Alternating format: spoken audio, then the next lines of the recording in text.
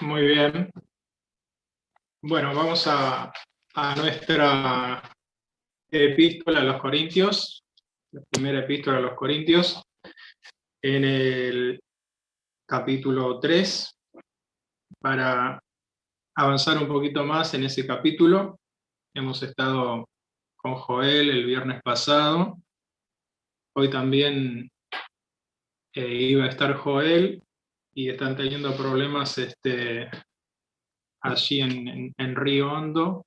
Él está teniendo problemas eh, con el internet, y entonces no pudo conectarse. Así que vamos a buscar 1 Corintios capítulo 3 y vamos a leer desde el versículo 10. 1 Corintios capítulo 3 y vamos a leer desde el versículo 10 en adelante. Dice así la palabra del Señor: conforme a la gracia de Dios que me ha sido dada, yo como perito arquitecto puse el fundamento, y otro edifica encima.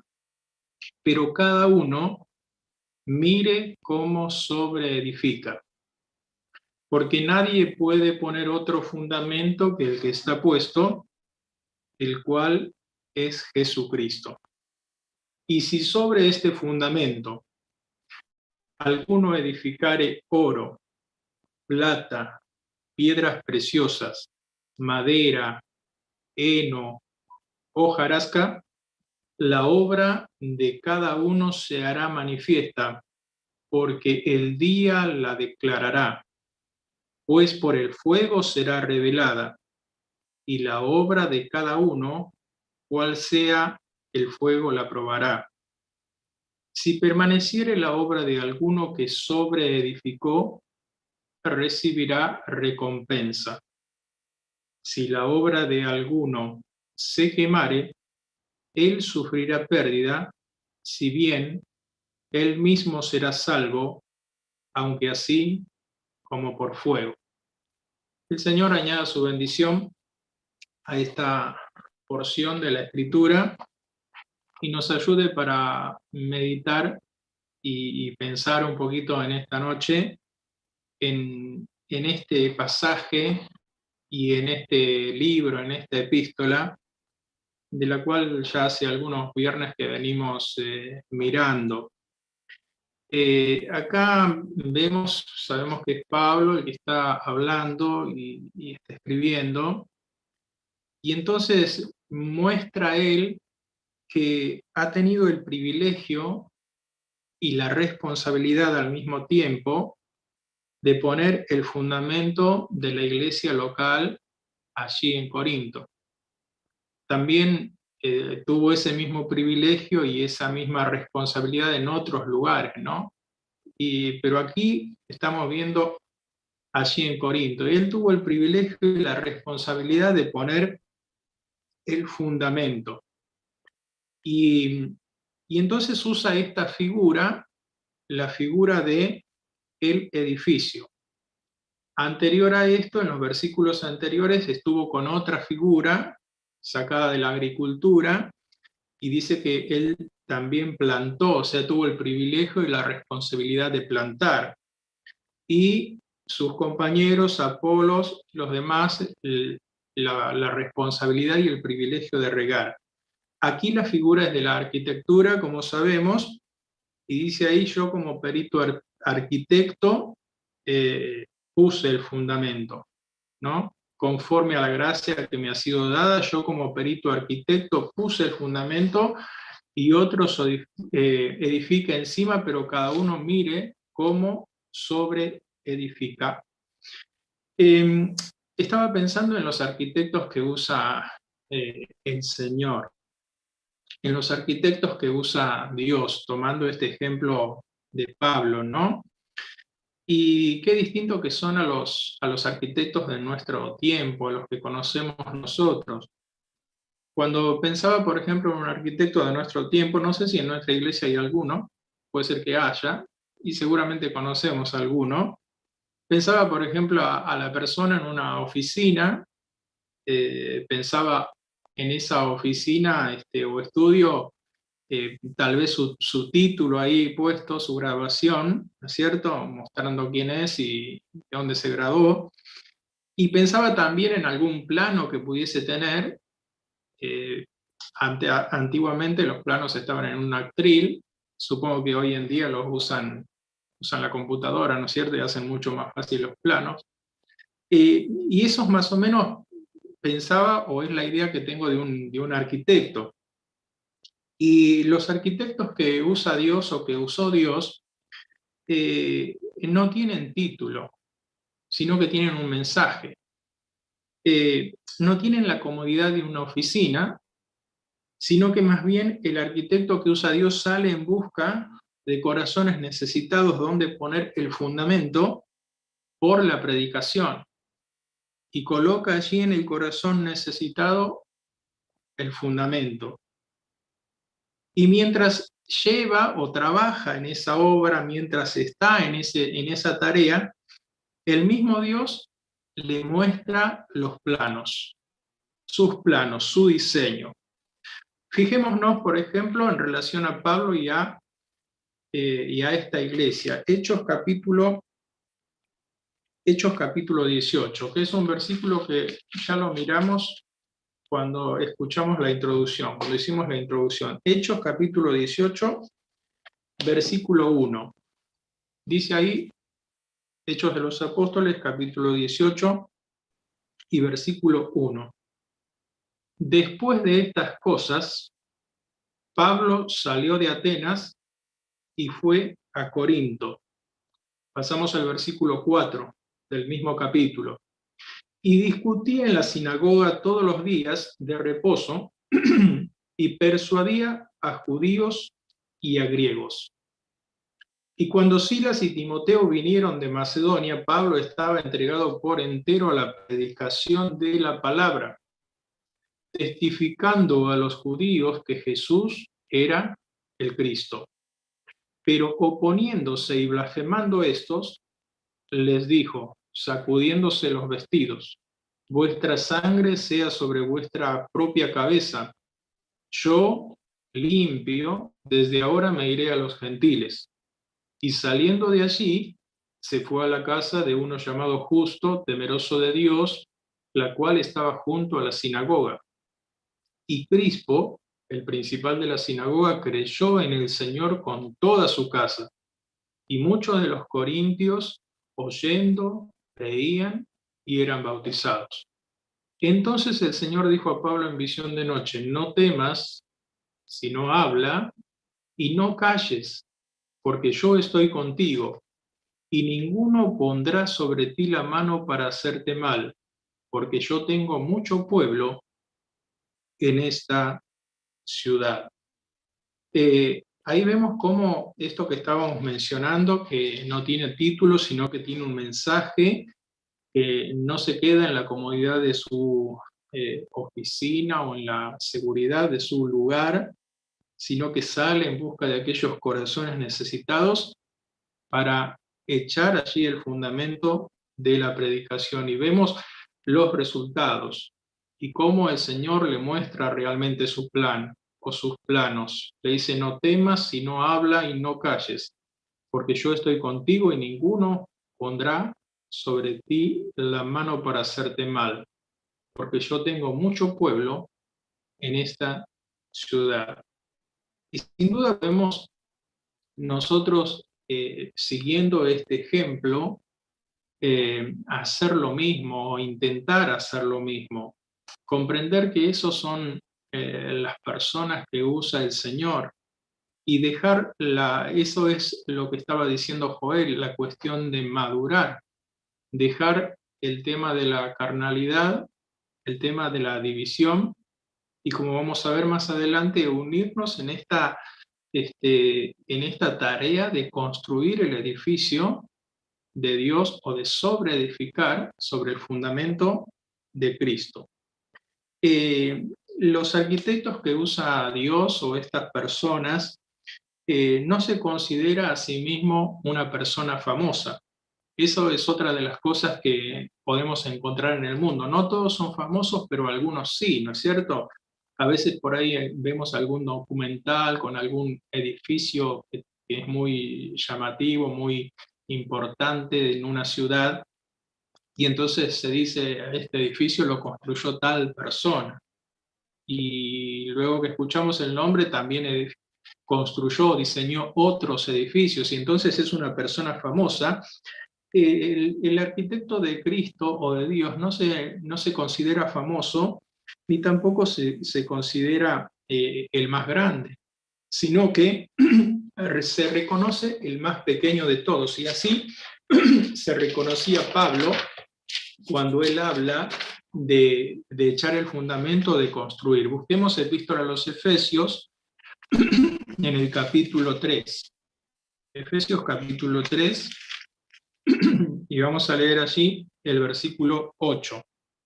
Dice Epístola a los Efesios capítulo 3 y el versículo 8. A mí, que soy menos que el más pequeño de todos los santos, me fue dada esta gracia de anunciar entre los gentiles el evangelio de las inescrutables riquezas de Cristo. Él se consideraba el más pequeño de todos. Soy menos, dice allí, que el más pequeño de todos los santos. Y por eso es que, entonces, cuando hemos leído allí en 1 Corintios 3, en el verso 10, dice él, conforme a la gracia de Dios que me ha sido dada.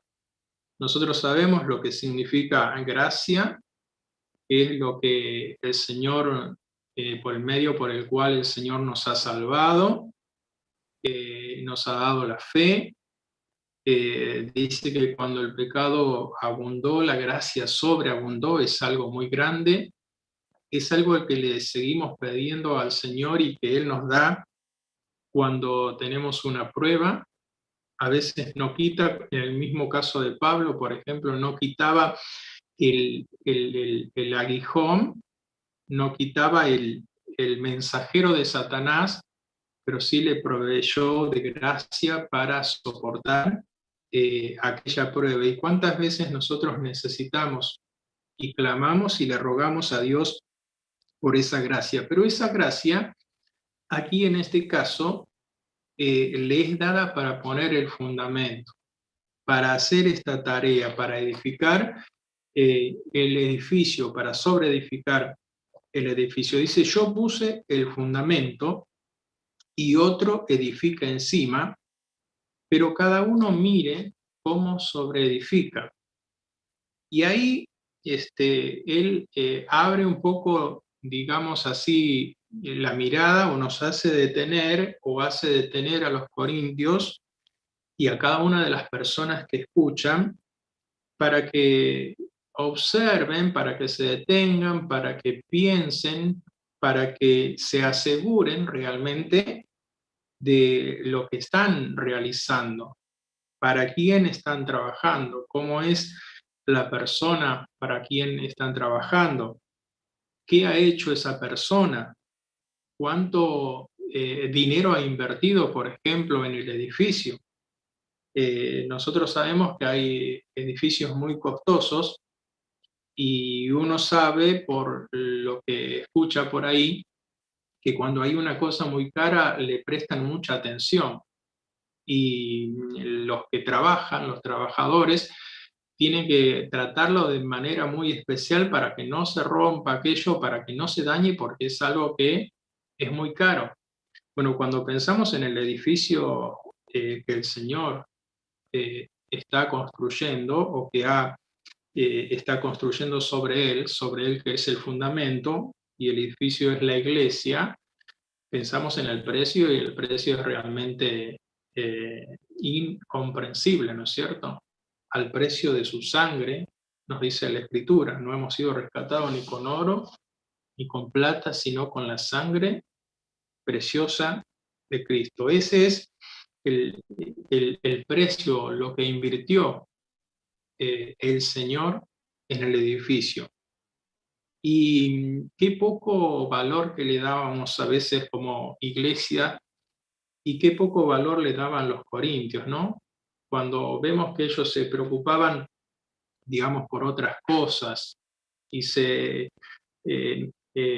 distraían, por ejemplo, en observar a los hombres. Y más adelante vamos a seguir viendo cosas porque no termina acá. Acá empiezan las correcciones a esta iglesia y sigue más adelante. Va a hablar de problemas que había en el matrimonio. Allá llegando al final va a hablar de problemas que había o desórdenes en cuanto a la cena del Señor, y así en muchos aspectos de la vida. Todo era producto de la carnalidad, del no haber podido crecer, y entonces ellos no miraban con aprecio al dueño del edificio, y por supuesto no pensaban con reverencia sobre el precio que había sido puesto. En el sentido de apreciar, digamos, el edificio, la obra y la responsabilidad. Pero también Joel decía algo el otro día: a veces no miramos con aprecio las piedras vivas, los hermanos que el Señor ha redimido, que tal vez tiene sus fallas como todos nosotros, pero Él ha pagado el precio de su sangre. Y lo mejor es que ha prometido perfeccionarlos cuando llegue el momento. Dice: yo puse el fundamento y otro sobreedifica encima, pero cada uno mire cómo sobreedifica. En la cuestión de sobreedificar se explica y se conoce, digamos, se aplica primero el tema de echar el fundamento a Pablo. Él mismo dice: yo puse el fundamento. Y el que edifica encima eran los que habían venido después y siguieron enseñando la escritura, trajeron la doctrina, como por ejemplo Apolos, se menciona allí, o Cefas también, y ellos se aplica entonces en primer lugar el sobreedificar a los evangelistas y pastores, de manera primaria. Es decir, el fundamento es Cristo, y los que sobreedifican son los evangelistas y los pastores maestros. Esa es una primera aplicación. Después, en una segunda aplicación, también se va a aplicar a toda la iglesia, ¿no es cierto?, a todos los hermanos que tienen la responsabilidad de sobreedificar. ¿Y qué necesitan estas personas para sobreedificar? Por ejemplo, los que llevan la palabra. Pablo había puesto el fundamento allí, pero también en otro sentido él también sobreedificaba, porque él mismo dice: soy el menos que el más pequeño, o sea, otros habían estado antes de él. Si bien él se diferencia porque dice que él trataba de poner el fundamento en lugares donde no había ninguna edificación. Dice que he tratado de trabajar donde no se haya predicado, donde no se hubiese oído el Evangelio. ¿Qué necesitan entonces los que sobreedifican? Los evangelistas, los pastores, los maestros, los que enseñan, los que, transmiten la doctrina. Bueno, necesitan la ayuda de cristianos, de los demás cristianos, que vestidos del Señor, como nos enseña la Escritura, oran por ellos, y al hacerlo son parte de la edificación, son parte de esta sobreedificación. Si bien, para decirlo literalmente, ellos no ponen, digamos, la mano en la obra de manera literal, no son los que llevan el mensaje tal vez en alguna oportunidad, pero están apoyando esa obra con su oración. Cristianos que ayudan vestidos de Cristo y ayudan con oración. Por ejemplo, miremos Efesios, el capítulo 6. Allí tenemos la armadura del cristiano, ¿no? Y ahí podemos también decir que esta ayuda que dan es en una situación especial. Hay un enemigo que va a tratar de destruir o de impedir que la obra siga. Dice Efesios 6, a partir del versículo 18. Dice, orando en todo tiempo, con toda oración y súplica en el Espíritu, y velando en ello con toda perseverancia y súplica por todos los santos. Ahora verso 19, y por mí, ahí está el pedido, a fin de que al abrir mi boca me sea dada palabra para dar a conocer con denuedo el misterio del Evangelio, por el cual soy embajador en cadenas, que con denuedo hable de él como debo hablar. Fíjense cómo descansa esta sobreedificación, y por qué no llamarlo también este, eh, echar el fundamento, en el caso de Pablo, descansa en los demás hermanos, incluso en las demás iglesias. Aquí él está hablando a los filipenses, y él les dice, oren por todos, en todo tiempo, con toda súplica, y por mí. ¿Y para qué querés que oremos por vos, Pablo? Bueno, para que me sea dada palabra. O sea, su palabra, su edificación, su sobreedificación, necesitaba de la oración de los demás. Y en un sentido, los filipenses también estaban edificando o sobreedificando con Pablo. Estaban allí predicando el Evangelio a donde quiera que Pablo iba, para que me sea dada palabra. La responsabilidad entonces de sobreedificar no es solamente del evangelista, del pastor, del maestro, sino también de toda la iglesia. Y hay una segunda cosa, que necesitan los que sobreedifican. Y esa segunda cosa es el acompañamiento de hermanos nobles, como dice la Biblia, que reciben la palabra con solicitud y que escudriñan las Escrituras. Busquemos Hechos de los Apóstoles en el capítulo 17. Hechos de los Apóstoles en el capítulo 17 vamos a leer el versículo 10 y 11. Allí tenemos a Pablo y a Silas en Berea. Dice Hechos 17, 10 y 11. Inmediatamente los hermanos enviaron de noche a Pablo y a Silas hasta Berea, y ellos, habiendo llegado, entraron en la sinagoga de los judíos. Verso 11.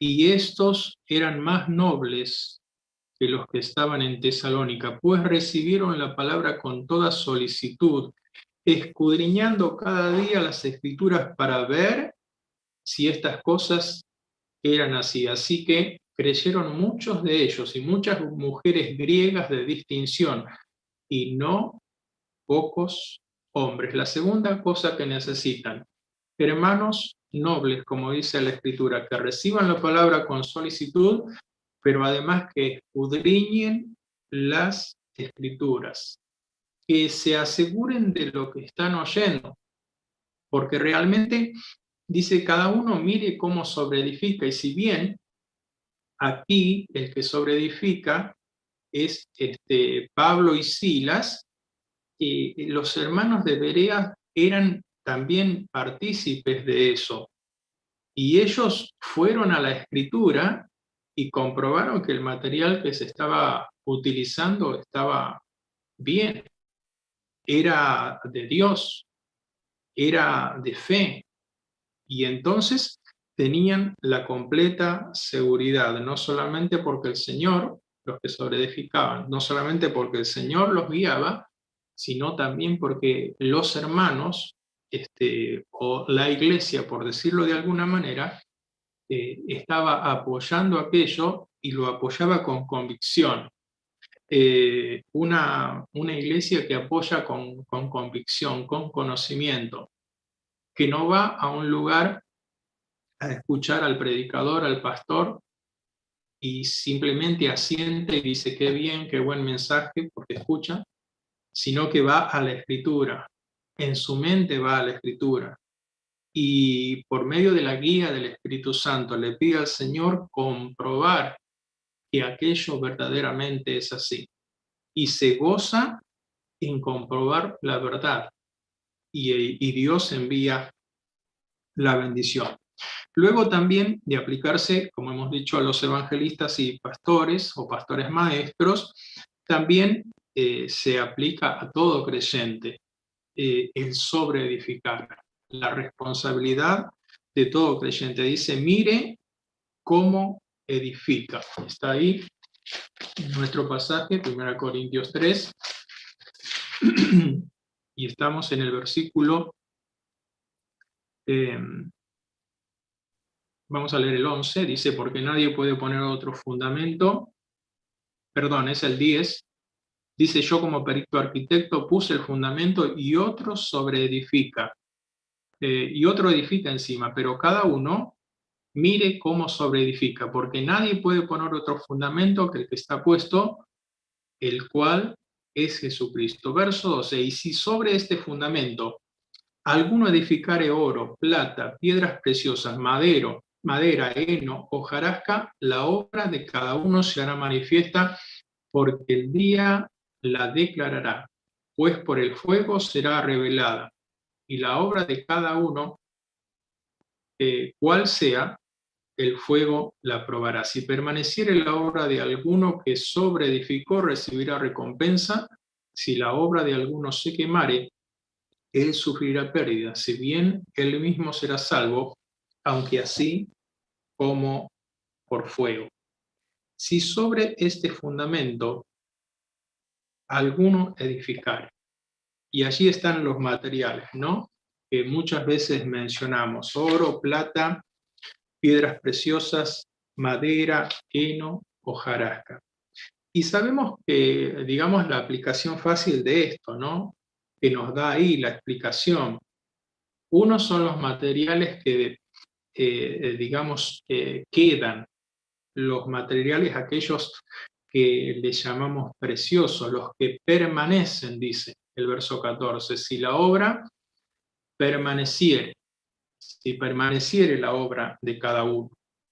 Y esos materiales, el oro, nosotros sabemos que está relacionado con la divinidad, hablan de divinidad, hablan de Dios, y, y por supuesto lo aplicamos a eso, a lo que tiene que ver con el Señor, a lo divino. Y en ese aspecto, digamos, de edificar con eso, tenemos una gran dificultad, así como tenían los corintios. ¿Por qué? Porque hacer la voluntad de Dios, eh, edificar conforme a la voluntad de Dios, es edificar en el Espíritu. Y nuestro problema es la vieja naturaleza, como hablamos siempre. Dice que hay una oposición entre el Espíritu y entre la vieja naturaleza. Y allí tenemos el problema, que en muchas partes de la Escritura se menciona. Y a veces llega a decir el mismo apóstol, yo queriendo hacer el bien, no lo logro. O sea, me falla. Y pensaba que es difícil edificar con estos materiales, ¿no? Son los materiales con los que edificó Cristo. Y a Cristo realmente, él, digamos, sufrió en este mundo para hacer la voluntad de Dios. Sufrió, digamos, no porque le costara a él hacer la voluntad, sino sufrió la oposición de los que hablaban mal, de los que contradecían, la oposición del enemigo. Y a cada uno de los cristianos o de los santos que han querido seguir al Señor, a cada uno le ha tocado soportar distintas cosas. O sea, estos materiales, si bien nos hablan de edificar conforme a la voluntad de Dios, también nos habla de la dificultad que es de tenerlos y moldearlos y llevarlos, ¿no es cierto? Y formar algo. Todos son valiosos. Luego están los otros, los que son madera, heno y hojarasca. Esos son los que, como dice ahí, si se quemare, los que no permanecen, los que se queman. Y dice, la obra de cada uno, en el verso 13, se hará manifiesta. La Nueva Versión Internacional traduce el versículo 13, su obra se mostrará tal cual es, pues el día del juicio la dejará al descubierto. Y ahí a veces nos suena alguna alarma cuando habla de juicio, ¿no? Porque preguntamos cuál juicio inmediatamente. Y sabemos que ese es el juicio, le está hablando, digamos, a creyentes aquí. Es el juicio del tribunal de Cristo que tenemos en 2 Corintios, y dice allí que es necesario que comparezcamos todos ante ese tribunal. 2 Corintios capítulo 5, 2 Corintios capítulo 5 y versículo 10. Dice, porque es necesario que todos nosotros comparezcamos ante el tribunal de Cristo para que cada uno reciba según lo que haya hecho mientras estaba en el cuerpo, sea bueno, sea malo. Aquí dice que es necesario que todos, o sea, es conveniente que todos, es imprescindible que todos comparezcamos ante ese tribunal. Dice todos nosotros. ¿Quiénes son nosotros?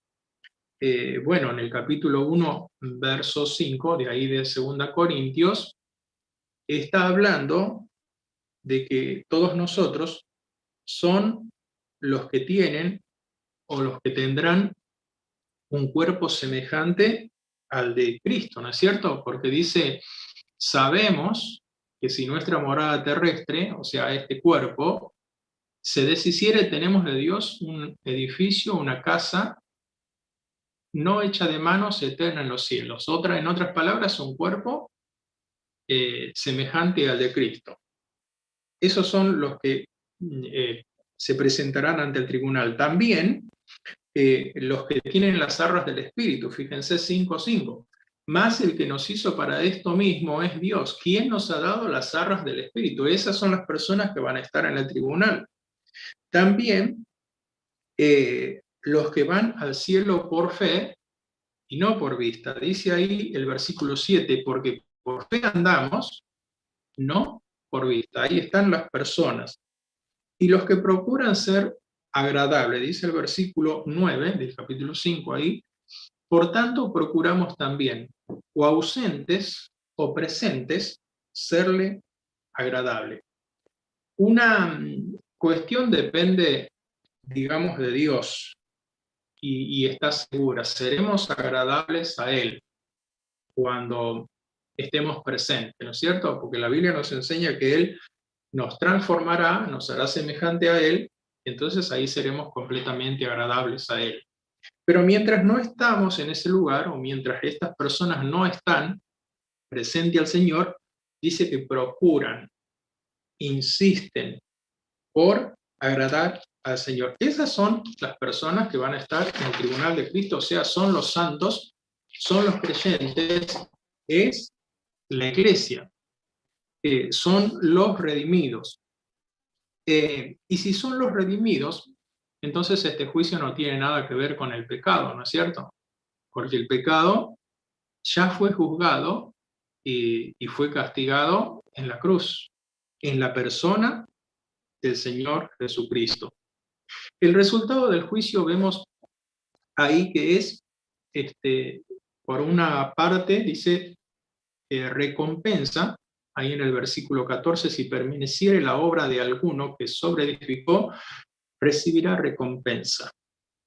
Y la otra parte, o posibilidad, si la obra de alguno se quemare, verso 15, él sufrirá pérdida, si bien él mismo será salvo, aunque así como por fuego. Nos aclara ahí que la que recibe recompensa es la que está hecha con materiales que permanecen, como hemos dicho.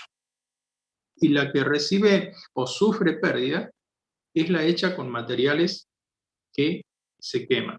Ya hemos hablado algo de los materiales que permanecen, y aunque no podamos dar tantas explicaciones o aclarar, digamos, exactamente lo que significa, sabemos que están relacionados con el Señor.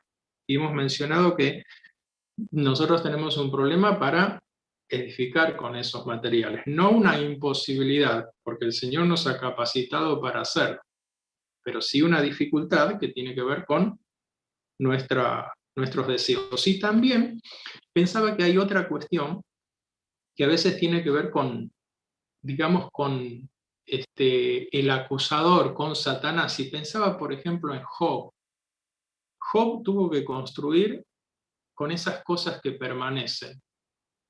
Y la Biblia nos enseña que él construyó con esos materiales, con esas cosas que permanecen, con la paciencia, con la fe, y eso le costó a Job mucho sufrimiento.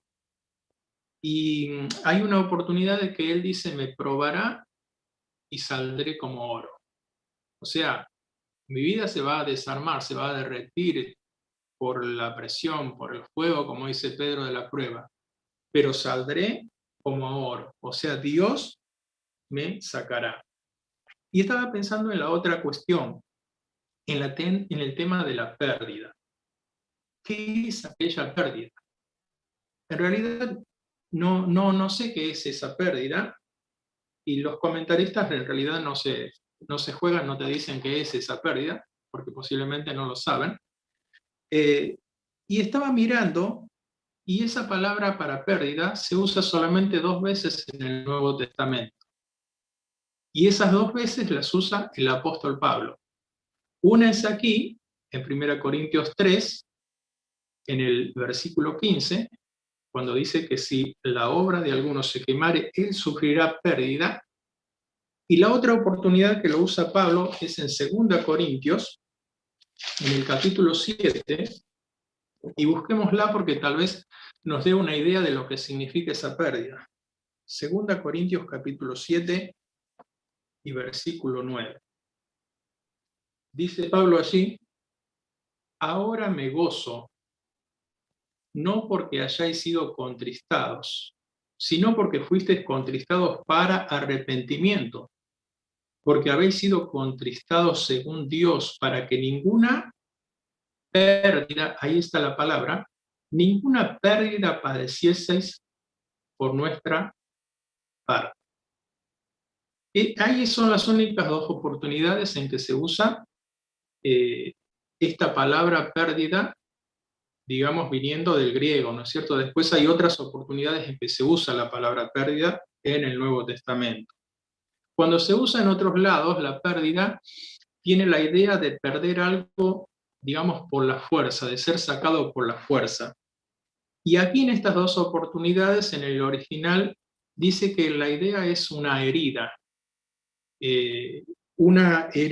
un lastimado o lastimar, y también la idea de sufrir por esa herida o por ese lastimado. Y yo pensando en esta pérdida, aunque no sé qué es lo que significa y no estoy diciendo que el pensamiento que voy a decir sea el que realmente corresponde, pensaba en lo que dice el apóstol Juan en su primera epístola. El apóstol Juan en su primera epístola, allí en el capítulo 3 de primera Juan capítulo 3, y en el versículo 2, dice, amados, ahora somos hijos de Dios, y aún no se ha manifestado lo que hemos de ser, pero sabemos que cuando Él se manifieste seremos semejantes a Él, porque le veremos tal como Él es. Pensaba en esta pérdida. Decíamos que no se relaciona con el pecado porque el pecado ya fue pagado. Y pensaba que con esa idea de que es un lastimado, de que es una herida, me daba a mí la idea de una operación. Y sabemos que hay operaciones en donde nosotros perdemos algo, pero perdemos algo que no nos es beneficioso. Por ejemplo, en estos días hemos estado orando por alguien para que sea operada y fue operada y perdió algo, pero algo que quería perder y que era bueno que perdiera, que había sido diagnosticada que eso era bueno que lo perdiera porque no era bueno para su salud. Entonces, en esa cuestión, antes de entrar a la presencia del Señor, en el tribunal de Cristo, nosotros tendremos que entrar a su presencia perfectos, tendremos que llegar siendo semejantes a Él. Y dice Juan, no se ha manifestado lo que hemos de ser, pero sabemos que seremos semejantes a Él. Y antes de entrar a la presencia de Dios, tendremos que perder aquello que ha sido hecho no de acuerdo a la voluntad de Dios. Que si bien no tiene que ser necesariamente, digamos, algo malo, pero realmente es algo que no alaba y no glorifica el nombre de Dios. Y solamente entramos al cielo con aquello que hemos hecho en el nombre del Señor y por amor al Señor, y con la guía del Espíritu. Y así pasamos entonces al cielo, siendo perfeccionados, como dice allí la Escritura, la iglesia siendo perfeccionada, sin mancha, sin arruga y sin cosa semejante, y allí en el último momento sufre esta pérdida de algo que no es de gloria y de honra al nombre de Cristo. Dice la segunda epístola de Pedro, en el capítulo 1 y en el versículo 3. Dice, como todas las cosas, segunda de Pedro, capítulo 1 y versículo 3, como todas las cosas que pertenecen a la vida y a la piedad nos han sido dadas por su divino poder, mediante el conocimiento de aquel que nos llamó por su gloria y excelencia, por medio de las cuales nos ha dado preciosas y grandísimas promesas, para que por ellas llegaseis a ser participantes de la naturaleza divina, habiendo huido de la corrupción que hay en el mundo a causa de la concupiscencia. Llegar a ser participante de la naturaleza divina. Yo lo relacionaba con eso, aquella cuestión de la pérdida, aquellas obras construidas con madera, heno y hojarasca. Algo necesario, como dice Pablo allí a los Corintios, una tristeza necesaria, un dolor necesario para llegar a ser participante de la naturaleza divina. Y también pensaba que la Escritura dice que Dios enjugará toda lágrima de los ojos de ellos. O sea, secará absolutamente nuestras lágrimas. Y tal vez, digamos, al quitar estas obras hechas con madera, heno, hojarasca, nuestras lágrimas quedan absolutamente secas, porque entramos a su presencia con las hechas en la voluntad y en el poder de Dios. Dice, me parece que es el salmista, estaré satisfecho cuando despierte a tu semejanza. Sin duda seremos perfeccionados por el Señor. Dejaremos de tener la carnalidad. Seremos hechos semejantes a Él y seremos parte de aquel templo, como dice más adelante, donde Él es el que lo habita. Y como dice Apocalipsis, Él es el que lo ilumina. Y Él es el mismo que nos hace producir la alabanza y la gloria eterna. Que el Señor bendiga su palabra.